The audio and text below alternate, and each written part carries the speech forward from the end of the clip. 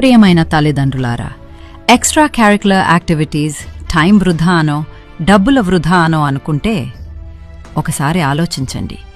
మీరు చూస్తున్న 5 నిమిషాల ప్రదర్శన వెనుక రోజుల తరబడి శ్రమ ఉంటుంది. అందులో క్రమశిక్షణ ఉంది, అందులో నిరంతర సాధన ఉంది, అందులో ఆత్మవిశ్వాసం పెరుగుతుంది. ఒక పిల్లాడు స్టేజ్ మీద నిలబడినప్పుడు అతను కేవలం నటించడు, తన గొంతును నమ్మడం నేర్చుకుంటాడు, టీంవర్క్ నేర్చుకుంటాడు, ఓడిపోయిన తర్వాత మళ్లీ లేవడం నేర్చుకుంటాడు. ఆ స్టేజ్ మీదే ఒక నమ్మకం ఏర్పడుతుంది.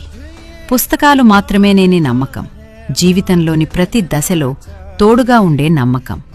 ఆ చప్పట్లు కేవలం చప్పట్లు కావు, నేను చేయగలను అనే నమ్మకానికి గుర్తులు.